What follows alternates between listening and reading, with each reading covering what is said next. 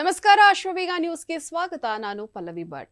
Coffee ನಾಡು ಚಿಕ್ಕಮಗಳೂರು ಪ್ರವಾಸೋದ್ಯಮಕ್ಕೆ ಹಾಗೂ ಪ್ರಕೃತಿ ಸೌಂದರ್ಯದ ಒಡಲಾಗಿದೆ. ಜಿಲ್ಲೆಯಲ್ಲಿ ಧಾರ್ಮಿಕ ಪ್ರವಾಸೋದ್ಯಮ, ಪ್ರಾಕೃತಿಕ ಪ್ರವಾಸೋದ್ಯಮದ ಜೊತೆಗೆ ನಿಸರ್ಗವನ್ನು ಹತ್ತಿರದಿಂದ ಸವಿಯಲು ಚಾರಣ ಪ್ರವಾಸೋದ್ಯಮವು ಹೇಳಿ ಮಾಡಿಸಿದಂತೆ.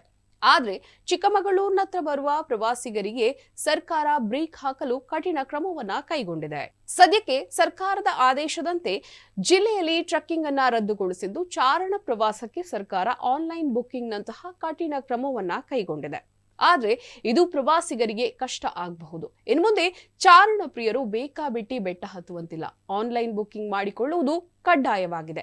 ಇನ್ನು ಜಿಲ್ಲೆಯ ಪ್ರವಾಸಿ ತಾಣಗಳಾದ ಎತ್ತಿನಭುಜ, ರಾಣಿಜೇರಿ, ಕೆಮ್ಮಣ್ಣುಗುಂಡಿ ಹಲವಾರು ಟ್ರೆಕ್ಕಿಂಗ್ ಸ್ಪಾಟ್ಗಳಿವೆ. ಚಾರಣಿಗರು ಇಲ್ಲಿಗೆ ಮನಸ್ಸು ಇಚ್ಛೆ ಬರ್ತಾ ಇರೋದ್ರಿಂದ ವನ್ಯಜೀವಿಗಳಿಗೆ ದಿನನಿತ್ಯವೂ ಕಿರಿಕಿರಿ ಉಂಟಾಗ್ತಾ ಇದ್ದು, ಇನ್ನು ಸೋಷಿಯಲ್ ಮೀಡಿಯಾದಲ್ಲಿ ಹರಿದಾಡ್ತಾ ಇದ್ದ ಬಾಟಲಿಗಳು, ಪ್ಲಾಸ್ಟಿಕ್, ತಿಂಡಿ ತಿನಿಸುಗಳ ವಿಡಿಯೋವೊಂದನ್ನು ಕಂಡು ಸರ್ಕಾರ ಕಟ್ಟುನಿಟ್ಟಿನ ಕ್ರಮ ಕೈಗೊಳ್ಳಲು ಮುಂದಾಗಿದೆ.